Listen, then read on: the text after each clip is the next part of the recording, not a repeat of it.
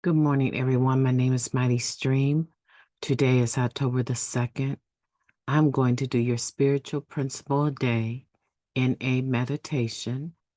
You can find it on their website now. You can order your own copy of that meditation book at na.org. Now, I am brought to you by Hope Through Navigation, and this is our H.O.O.D Recovery Services. H.O.O.D is an acronym, H-O-O-D, that stands for Hope Offered on Demand. I'm creating content daily so that you will have a place to go to have your meditation time. Okay, if you need to reach me, please feel free to do so at recoveryofhope21@gmail.com. Let's go ahead and get into the screen for the meditation. Okay, today's title for October 2nd is Trust is a Conscious Decision. Even though we do not know how our lives will change as we work this step, we can learn to trust that our higher power will care for us better than we could. It works. Step 3. As newcomers, many of us struggle with the aspects of 12-step recovery that we don't easily understand.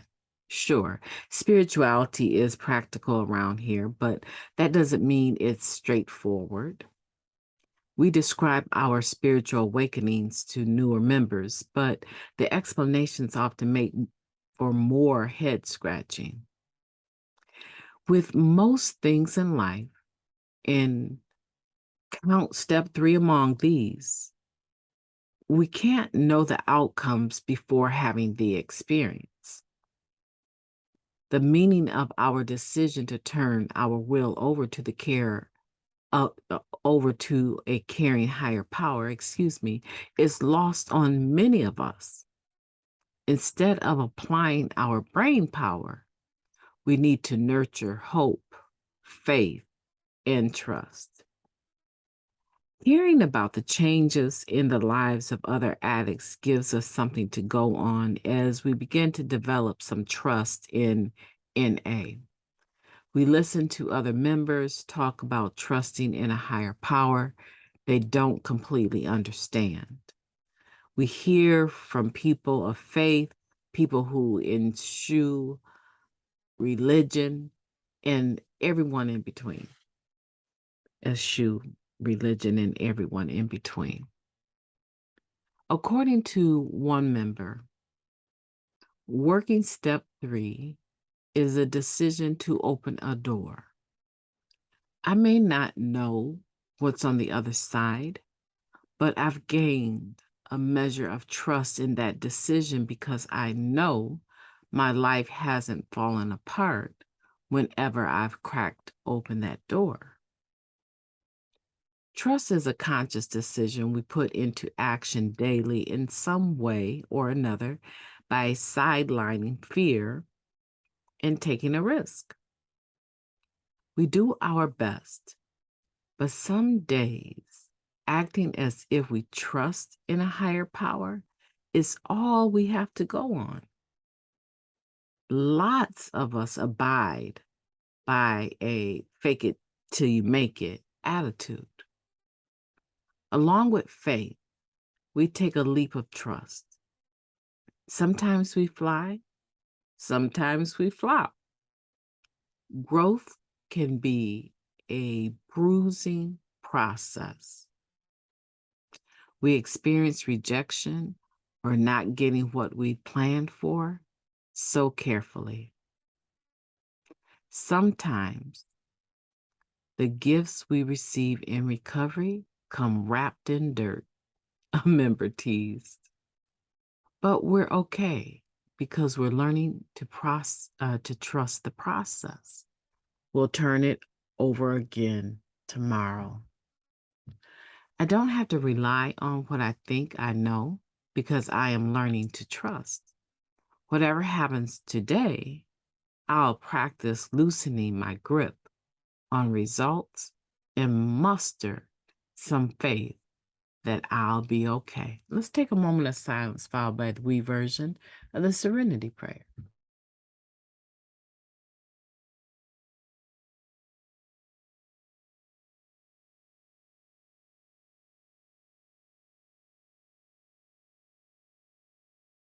Thank you, God. Grant us the serenity to accept the things we cannot change, the courage to change the things that we can, and the wisdom to know the difference. This meditation goes right along with the meditation I just did from Just for Today, in which I was talking about faith. However, this meditation is talking about trust, and it's really kind of interesting how trust and faith they run alongside each other like best friends, right? Even hope.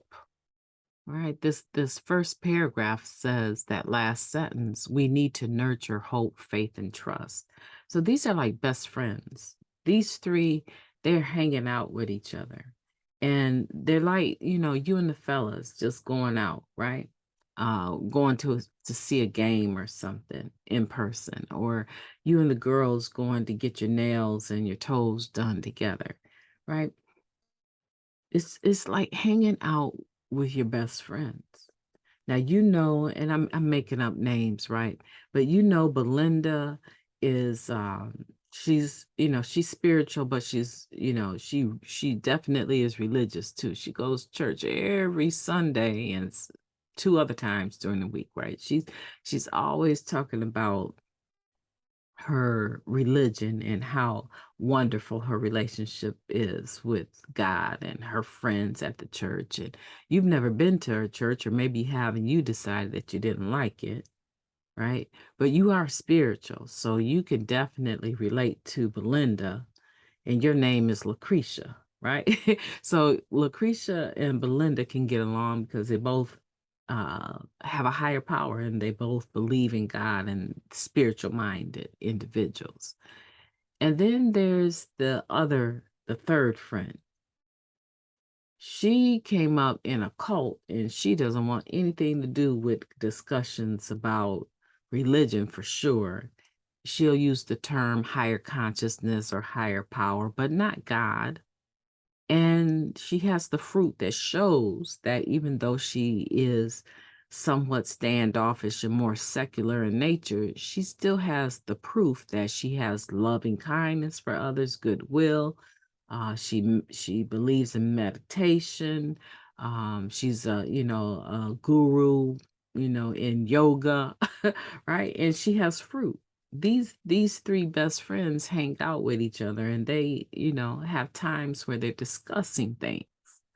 And at sometimes Lucretia is stronger, right? At other times Belinda is stronger, and other times let's just call her Miss America, right? The third one. Miss America is stronger at other times as well, but they all have a tolerance for one another. And they will all tell you in their own discussion that they benefit from the friendship that they have with each other. Because when one of them is having a bad day, the other two kick right in. That's how this hope, faith, and trust is.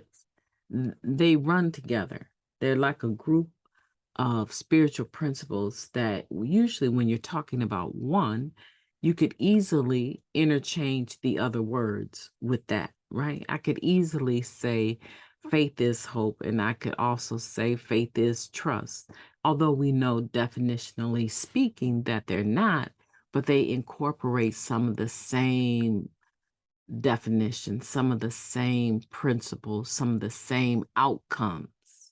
And so we can say they're running buddies. They hang out together. And that's what I want you to get from this.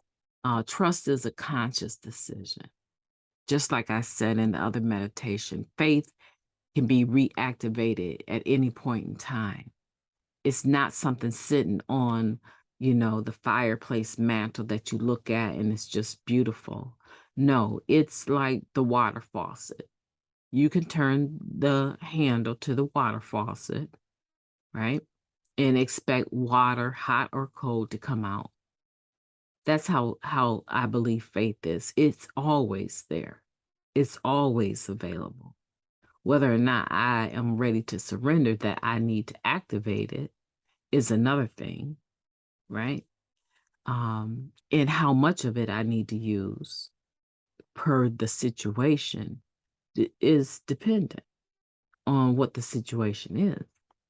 But believe me, if I go into my kitchen and I see a dirty coffee cup, the intensity of the water that I need to clean that cup is not going to be the same amount of water that I'm going to need to wash a whole basin full of dirty dishes, right? So I'm turning on my fountain of faith based on the circumstance. But you best believe I have the fountain, right? And so the same thing here, or water spigot to some people. Depends on how old school you are, right? I'm gonna turn on the fountain, the faucet, the water spigot, right? And depending on where you live, you may actually be using a real well, right? So depending on what your situation is, what you're trying to do will determine how much of the spiritual principle is the point that I'm making that you need. But you should always have access to it. Same here with trust. It's a conscious decision to trust. A lot of people coming into Narcotics Anonymous, they don't understand what we're talking about, having a higher power, a God of their own understanding. Like, what? I'm just trying to get off dope. I'm not really, and they'll run away. Oftentimes they won't even stay unless the court is forcing them, because we have developed our NA language to a point where we understand each other, but the newcomer may not understand it at all. And it's going to really take a lot of faith for them to stay, a lot of trust in something that they really don't understand. But trust it's like, I used to do this thing with some ladies that I knew struggled with trusting other people. I'll tell you, I stopped at one point. The story is quite funny, but I would tell them, close your eyes and fall into my arms. And they would close their eyes and fall into my arms because they knew something about me before I even dared them to do it. They knew something about me, which was I'm a woman of my word. If I'm indicating to you that you can fall into my arms and I'm going to catch you, 9 times out of 10, I probably really believe that I'm going to be able to do that. I have faith in myself to be able to do that. And so they do it. And then when we laugh, like they're like, "Oh, that was so scary. I can't believe. Oh my goodness, wow." I said, "That's kind of like how it is falling into the arms of your higher power, or into the arms of Narcotics Anonymous. You have some awareness about, what it is, and you just need to make the individual decision to trust at that point in time. And so, here this meditation talking about trust being a conscious decision, we don't always know what our lives are going to look like if we work the third step. But we can trust and believe the proof around us. How many people in the meeting have done this? And you can see fruit in their lives, that they have a higher power that they turn their will and their life over to daily, constantly, second by second. And you can fall into the arms of that, trusting that you're going to have the same similar experience, similar, not the same experience. And that you too will be an individual that will tell the newcomer eventually, just trust the process. I didn't get this by, just showing up. I had to invest. I had to invest and make a decision that I was going to trust the process until it became a part of my lived experience, right? Even now, as you open up the podcast and you look forward to subscribing and listening, right? And sharing, right? Takes 2 seconds to subscribe and ask for the notifications to come up on your phone so that when I'm done posting it, it's right there, right? And it makes my life easier because then I don't have to try to figure out, who to share it with on Facebook, who not to share it with, because we all live different types of lives. And we do want to be mindful that it is still an anonymous program, regardless to social media. And we want to be considerate. I know which one of my friends could care less if the world knew. And then there's some people that they definitely don't want to be tagged, right? So if you subscribe and you're listening, I don't really have to worry about that, right? But the point is, just by you opening the podcast and listening is an act of faith, is an act of trust. You hear my voice and you hear stories about the fruit of my spiritual relationship, my spiritual program of Narcotics Anonymous. But really, honestly, you're trusting me, someone that you really have not met in person. And I would submit, hey, I haven't intentionally tried to steer you wrong yet and don't intend to.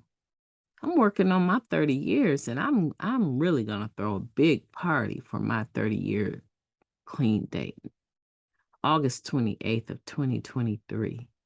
And I know there's no fronts, but God willing, I get to that date, I am really going to, matter of fact, I'll be on a cruise, I think, on that date. I am really going to have a good time. So here's the thing. You trust me enough to keep coming to this podcast on YouTube. There's some people that do YouTube channels and I start out thinking, oh, they're going to be okay. And then they go they go to the left completely. And I'm like, let me, I don't know if I'm going to unsubscribe, but definitely I don't want the notifications because I'm not really sure what this person is trying to do, like what's going on.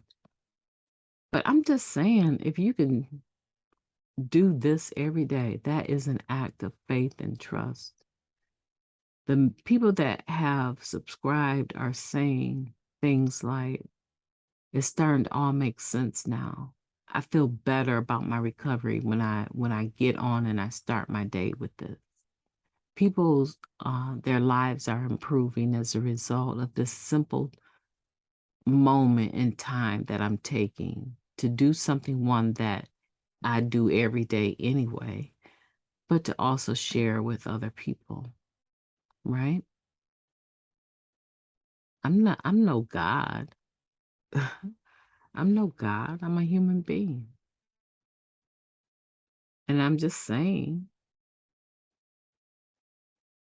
think about your relationship with your higher power being similar to what you experience every day.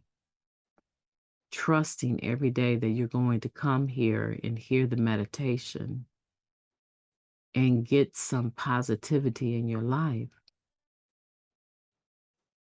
I believe that you have a higher power, a God of your own understanding that can do it a million times more in your life, in a relationship of intimacy with you than this podcast could ever could. Right? So again, just like the earlier meditation about faith, there's these different activations of faith based on the circumstance.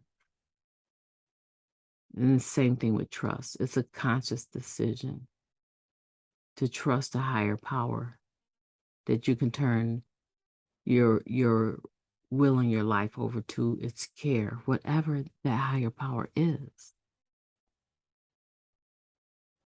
For 20 minutes, sometimes 25, it'd be nice if I could get down to 10 minutes.